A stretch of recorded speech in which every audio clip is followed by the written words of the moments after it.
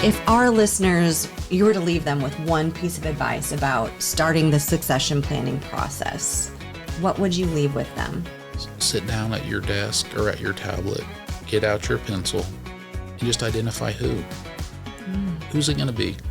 And it might be that, hey, you know what?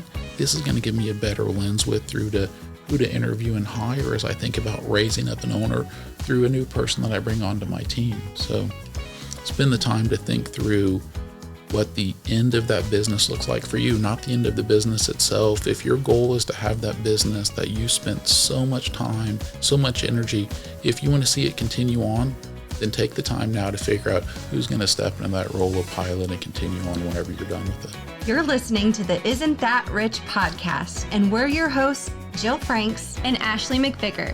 As young females in the banking industry, we love simplifying the confusing yet everyday questions you have about money. Like, how do I get my finances in order? Where is my money really going? How do I invest for my future? How do I make my money work for me? Can I really afford to buy that new home? These are the questions that keep us up at night. And the truth is, no one was born knowing how to handle their finances. And chances are, walking into a bank to ask for help seems intimidating.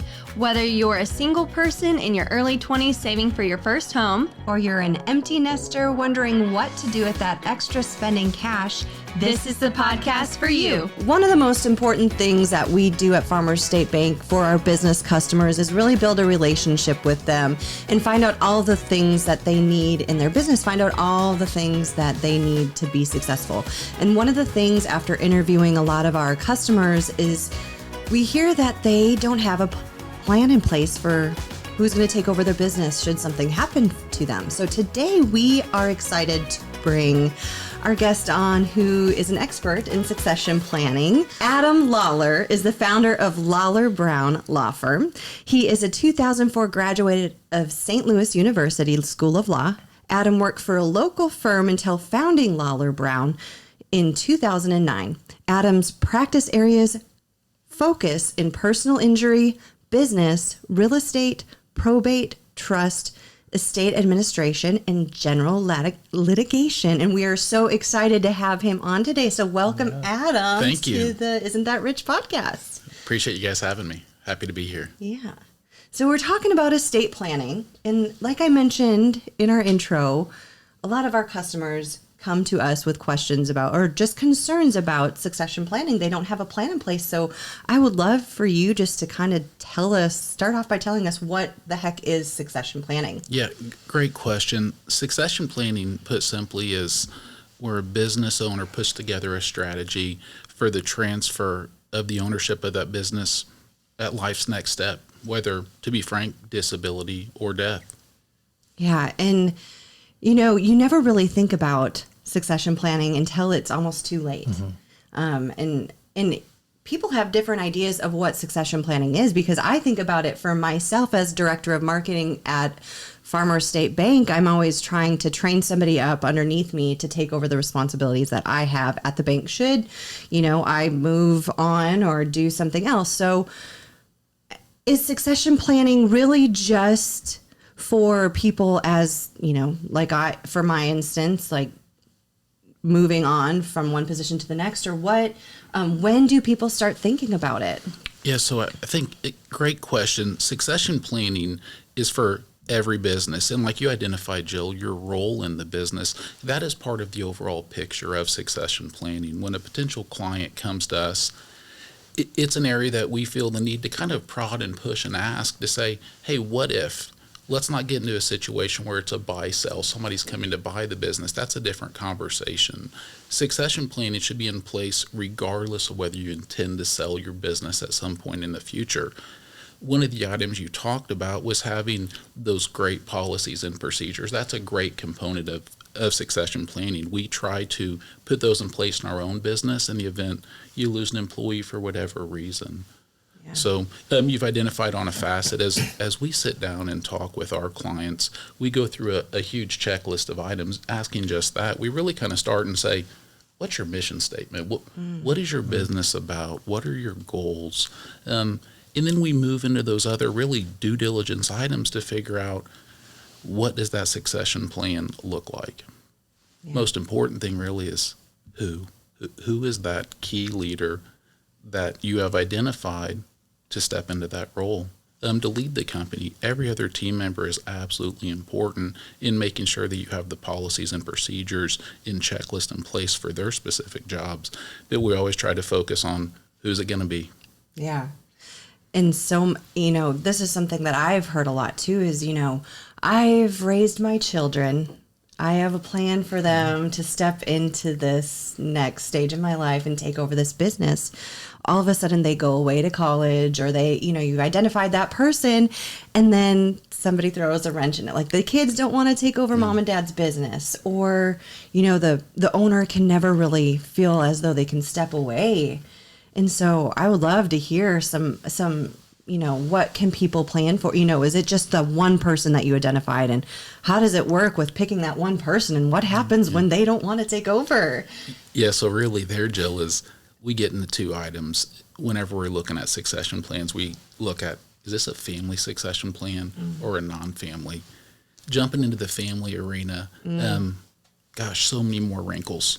Again, any business owner that we've dealt with, they've poured so much time, so much money, so much sweat equity into this business. It's their baby, so they want to make sure that they pass it well, but to somebody that's going to be competent and do it like they did, or even better. So family dynamics, you can imagine, we've all seen the shows. I'm not as caught up on Succession. Oh, it's so good. It's a real show where real issues that you see, because the question that I'm able to ask the client and be very objective about it is competent. Hey, is little Johnny competent? And even before that, do they want to? Because so many times I've had so many conversations when I ask the clients that, and they say, nope, they don't want to. And maybe it's because, they saw mom and dad come home at night, lay on the couch, and just have to relax for an hour because the day was so hard. Or maybe they were drawn in other directions. Yeah.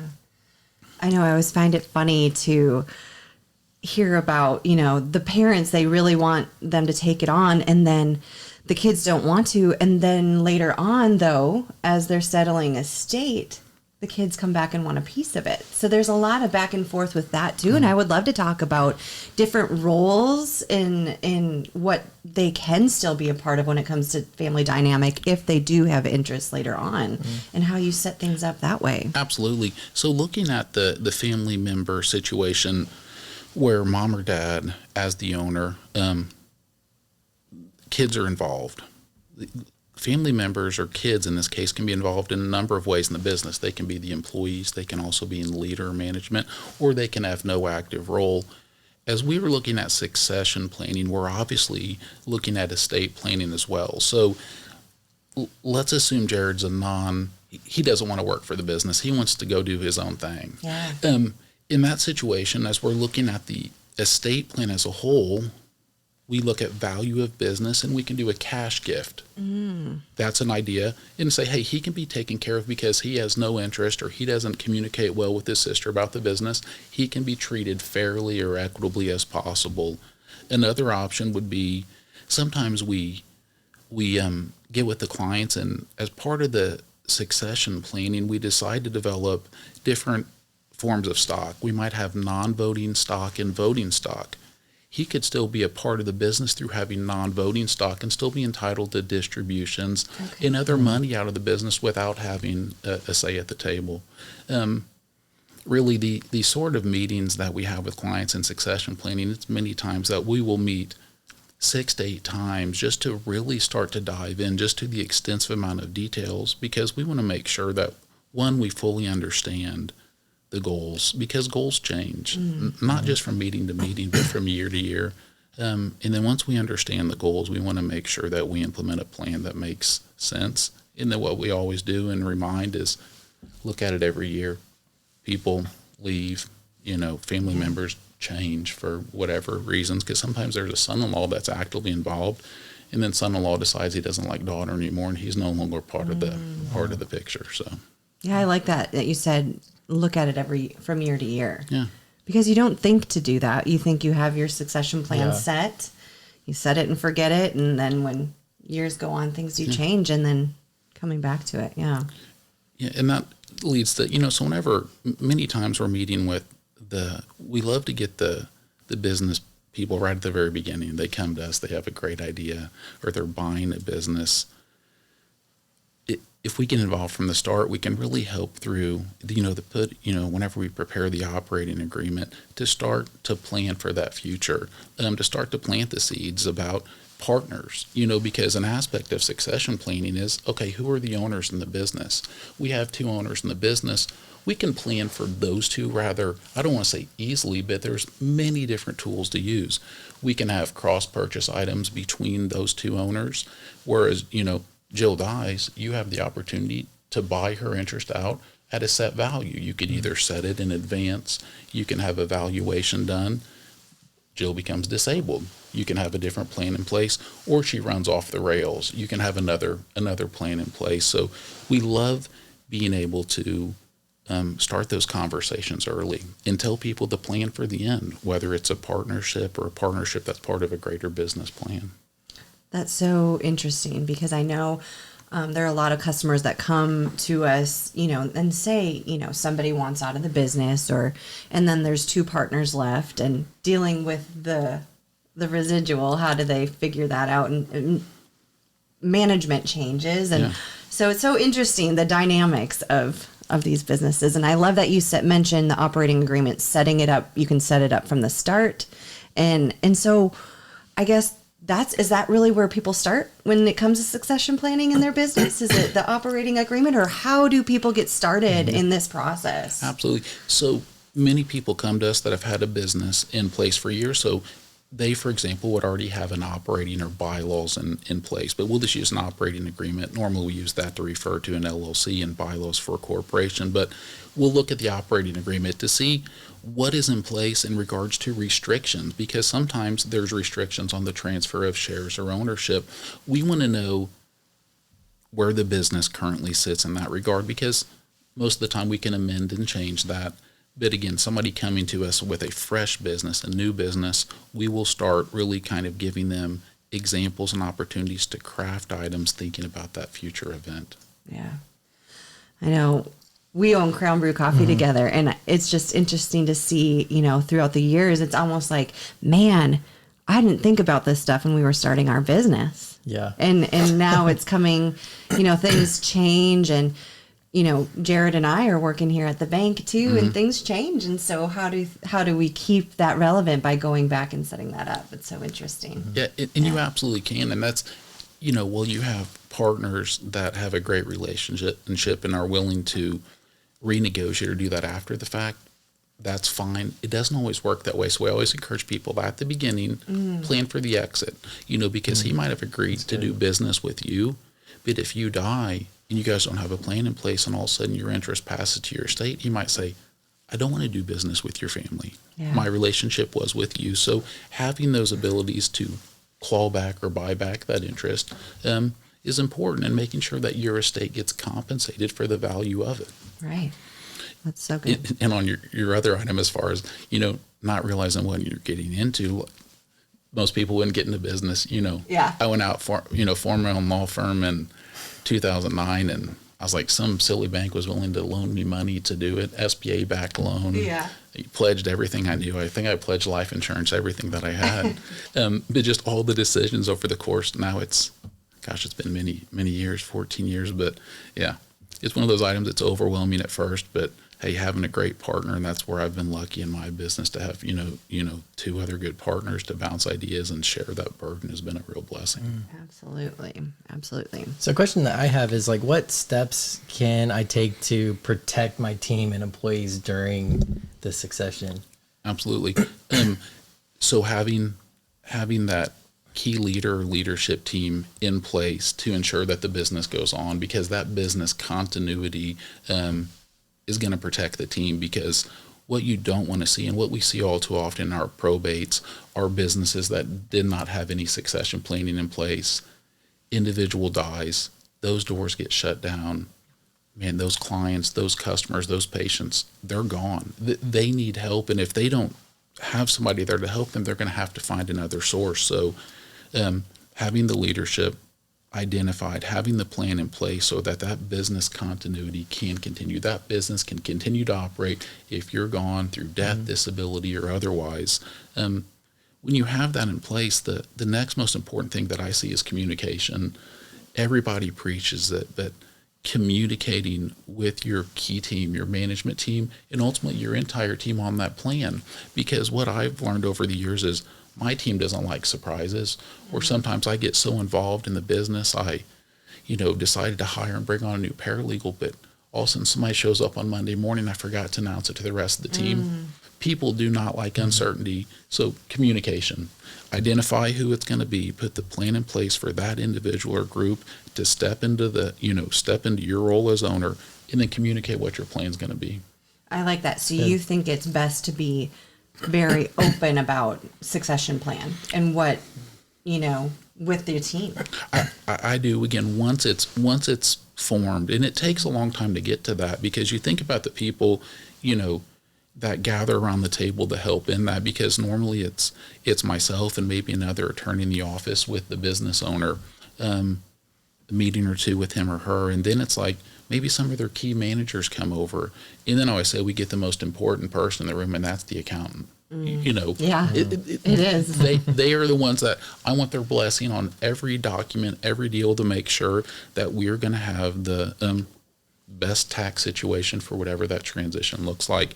But then once there's a plan in place, absolutely, you have to communicate with your key management, because you guys know from all the businesses you're involved in how important your managers are. And if your managers aren't told about the plan and then you're gone and, insert name if somebody steps up, I think you need to communicate your why, and what their continued role in the business looks like. Yeah. It's funny you mentioned the show Succession, and when you said communicating who is gonna take over next, all I can think of are the three siblings fighting. You can see the McCulkin boy and the absolutely they're all fighting. Is it gonna be me, Dad? Is it me? So funny. And that poor daughter just kept getting, I felt strung along like, pick her. Although that poor son-in-law, he was my favorite. No. I don't remember names anymore. So. Oh, it's so true. So a question I have is so when they meet with a lawyer, who is there? Who needs to be at the table there? Is it just the owners? Is it, the management? Who all needs to be involved in that process? Owners to start. Owners come because, again, at the end of the day, they're the ones that normally have that decision-making ability. And I would say it starts with owners, then you bring in the key management people, who sometimes know more about day-to-day operations than some owners do. Mm-hmm. So, start with owners, bring in key management, bring in attorneys, and then ultimately, if families are involved, we bring families in and we talk with them. Because again, what you don't want to see is that litigation post-death that can be avoided with mom and dad expressing what their plan is going to be. Everybody always thinks they're entitled to all of mom and dad's stuff, and hey, without a will, Illinois law decides, but with appropriate estate planning and communicating, some situations it's okay to communicate in advance what the plan's going to be. You mentioned just briefly a business valuation, and passing it on to the next, doing that business valuation is important. Mm-hmm. Can you explain to me what a business valuation is and why it's important when you are entering succession planning that you should have one done? Mm-hmm. Absolutely.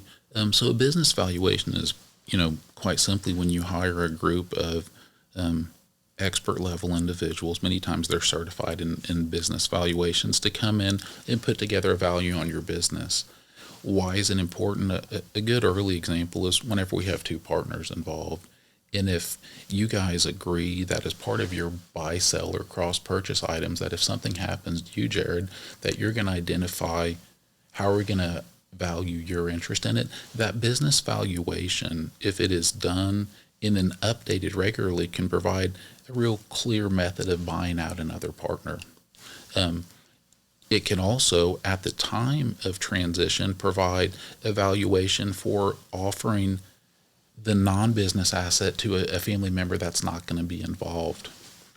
Business valuations are obviously important in the situation where the business is being sold outright, to provide that business owner a real value on what it is, because one of the hardest questions for a business owner to answer is, what's your business worth? Yeah. Sure, I can Google and is it 3 times this or 5 times this or EBI? It's like, hey, that's why we bring in the experts, because in so many industries, there are groups out there that just value those businesses, and they have a great knowledge base to go from, whether it's recently we're dealing with experts in funeral homes to value a funeral home, and they come in and just offer unbelievable insight and wisdom. Doesn't mean you have to agree with them, Right. but again, it gives the owner a starting point to look at, to help make those better decisions. So if it's a family business, does the child buy it, or they inherit it? How's that work? Yeah, so that can all. I guess short answer is it depends. We've helped recently a local business where mom and dad ran the business, a business that they had acquired from grandparents. They sold that business. In that situation, son went out to a bank, acquired a loan, and then dad seller financed and carried a portion of that. But depending upon estate, the amount of assets involved in that owner, and depending upon recommendation of accountant, we can do it a number of ways. There can be a portion that's bought. There can be a portion that's gifted every year to help reduce down the size of the estate. So I don't know if that answered your question, but it's really one of those that, depending upon the circumstances and facts that we're looking at, we see all items. It seems like recently we've seen, really post-COVID, so many business owners saying, I'm done, or just, hey, you know what, I got that nudge, like, I realized I can step away, and we've seen the younger generation stepping up and buying. If I'm representing the son, I always say, hey, ask mom or dad for that discount. They always come back and say, man, we have floated you for decades. Yeah. Like, you're paying full value plus. What do you mean you're discounted? We gave you less. No, I love it. And this is something I think about too, is like, you're, as you retire, or you're planning on, passing this down to somebody else, and you're retiring. And so you've planned your entire life to live off of your business.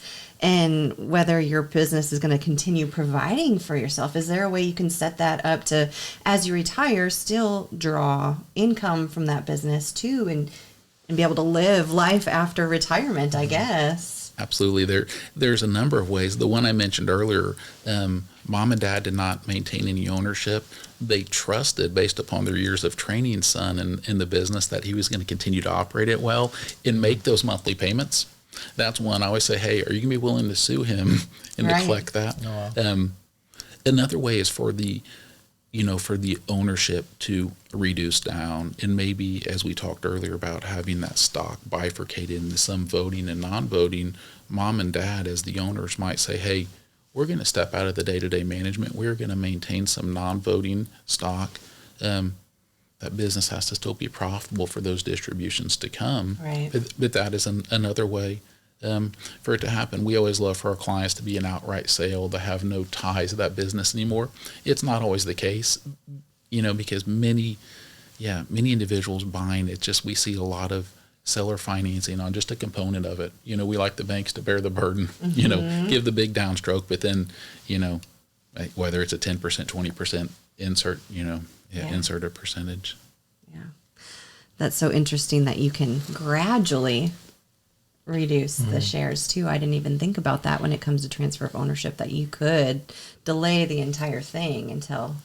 Absolutely. Yep. And that's where having that accountant, sorry to interrupt, having that accountant involved to help explain if that's going to be a beneficial one for the sellers, or if we're on the side of helping the buyers explore that option. That's where, again, our role is really just to explore options, offer ideas, and then figure out, hey, which one based upon these circumstances, because, mom and dad might have built up sufficient assets that they don't need to carry they don't need that income. Other situations are, no, hey, we don't have any other, we never had the opportunity to save, because every dollar we made, we put back into this business, a successful business. They might need a continued stream of income. Yeah, they don't have that retirement build up. Yeah. Interesting. So you mentioned giving all these ideas, because I wouldn't have thought of half of these ideas when I would come to, planning our business even. I wouldn't have thought of half of those things. So when is it time to get an attorney involved to have those conversations? I would say it's kind of like before you get married. Premarital counseling is great. You want to understand the attitude and the ideas of the person that you're going to be married to in business. I know you guys are already married in business, but before, if possible. But if not, it's not too late. And the reason I like before, because what we then explore and look at, we love having different insurance products in place to make buyouts easy. Having where you will go out and get life insurance, where you might own a policy insuring Jared's life, that in the event of death, and you've outlined it in your cross purchase agreement, proceeds come to you that you're able to buy out his estate. So we always encourage, hey, anytime you're considering, or if you're involved in the business, you need to be thinking through it. Earlier is always better. Yeah. Are there any other roles that the attorney plays besides just showing them the options, or what other roles? Yeah. So many times it is exploring those options. I always think that we can be objective, and that's obviously as part, we're not giving options that we have any, whatever the word is. Claim over. Thank you. Exactly. But trying to be objective in pushing on some of the options that the parents are thinking, because they might think, little Johnny's going to step up, and man, Johnny is 47 years old, still living at a friend's house. He might not make that turn. Doesn't mean we can't love on him and bless him through other aspects, but he might not be that key individual to run it. So just reminding them, hey, who are the key people in your business, and start to have those conversations, because not everybody on your team wants to be an owner. Right. And that's absolutely okay. But identifying those people who have that desire, and then pouring a lot of time and effort into, seeing whether they are going to be part of that succession team on an ownership side, or just in that continued management or leadership side. Yeah. So Adam, what do you feel like is one of the most common mistakes people make when it comes to succession planning? Not planning. Okay. And I don't mean that in a flippant way, but it really is not planning, because I see the amount of time and energy that so many of our small business owners throughout SoL put into their business, and there's no plan. And again, the ones that are really sad or the more difficult ones, the plans are where you're dealing with an individual that's licensed. I think about over the past 4 or 5 years, I've helped with the probates of some solo practitioner attorneys. In that case, for your succession plan, you have to have a licensed attorney in place. They did not have any plan in place. Obviously, they didn't have an associate or a partner in there, which that's okay. It's not for everybody, but they didn't have an agreement with another firm to step in and run that business. So what happens, and those doors are closed, those files then go into receivership. All of the value of that business is just gone. Those clients need help today. Same thing for small docs. So, what you have to confront is that reality is someday you're not going to be running that business. I always hope it's a willful choice that you're voluntarily, but it's not always the case. So not taking the steps to have those awkward conversations, it's like estate planning, where it's hard to think about not raising your own little kids, but and darn it, you have to pick that guardian in the event mom and dad aren't there to make those decisions. So that's a long-winded answer to say. Just not doing it, because it's never easy. It's never a fun conversation. Everybody always comes to me and says, "Man, I know I should have done this." Like, hey, it's okay. You're at the table now. Yeah. Let's see if we can put together a plan that makes sense, and let's always revisit. Yeah, there's a couple customers. I just think of a dentist in the area that just passed away and didn't have anybody training underneath him. And now the business, when it comes to settle his estate and plan on who's going to take over the business, there's really nothing to precede him. So, or succeed him. So, just not planning. Not planning, just in every environment. It's, This is a question we were talking before this episode and planning this episode about buy-sell agreement provisions, and I have no idea what that means. Could you maybe explain what that means? And so the question is, what are common buy-sell agreement provisions? Yeah, so the buy-sell agreement is whenever I was talking earlier about whenever the best way to look at buy sell is whenever we have partners in place. In the event of certain, we call them triggering events, whether death, disability, or a for cause situation where a partner goes off the rails, the other partner or the entity would have the right to buy back that interest, or a certain partner might be forced to sell that interest.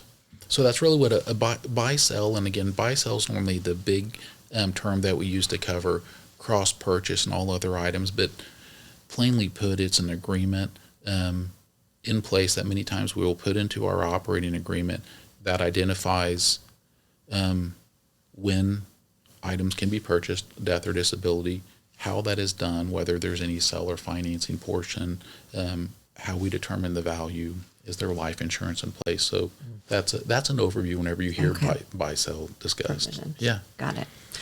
Awesome. Good. Well, I have one last question for you Okay. because I know we're coming up on our time and your time is important and valuable. So if our listeners, you were to leave them with one piece of advice about starting the succession planning process, what would you leave with them? Like, what is the one thing you want them to get after this episode today? Yeah, so sit down at your desk or at your tablet, get out your pencil or your pen if you're confident in your writing ability, and just identify who. Who's it going to be? If you can't identify your who, don't worry. If you know who it's going to be, the imaginary who, let's figure out the how. Just start that process of thinking through it. Because again, some people will then get paralyzed and say, oh my gosh, I can't, I don't have anybody. Don't freak out.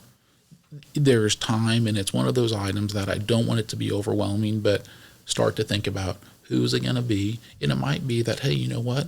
This is going to give me a better lens with through to who to interview and hire as I think about raising up an owner through a new person that I bring onto my team. So spend the time to think through what the end of that business looks like for you, not the end of the business itself. If your goal is to have that business that you spent so much time, so much energy, if you want to see it continue on, then take the time now to figure out who's going to step into that role of pilot and continue on whenever you're done with it. That's good advice. Really good. Yeah. So the who is the most important, I would say. Yeah, I think so. Well, I'm so glad that you were here with us Yeah. today. And we kind of have a really cool announcement. I know you've been talking with Cindy Throgmorton a little bit about Yes. something that's going on at Farmer State Bank this fall. And because there has been so much interest about estate planning and succession planning and leaving a legacy from what you've built during your life, Farmer State Bank is putting on a half-a-day seminar, or we're going to call it the Legacy Series, and we're going to have a couple of presenters come. And Adam, I believe, is going to be one of those. I think that's true. Yeah. I forgot that I did agree with that because Cindy is so nice. And when Cindy asks, I always say yes. You know, yeah. So absolutely, that is absolutely true. We're excited to get out and heck, I guess we'll put together some PowerPoints and share some more ideas and probably give some different examples and scenarios of some fictional local businesses and some ways to really go at it and hopefully leave everybody with some checklists to start that thought process or continue in that thought process of succession planning. Yeah. Well, great. I'm excited for that. Yeah. And if you liked what you heard here today and you want to know more about it, definitely stay tuned for when we get to work together again this fall. So, Sounds like a plan. but thank you again, Adam, Awesome. so I much. enjoyed it, guys. Yeah. Yes. Thank you. So, Jill, where do we go from here? Be sure to check out our show notes for this episode, and also be sure to follow us on social media and subscribe to our newsletter. We'll see you next week. See you next week.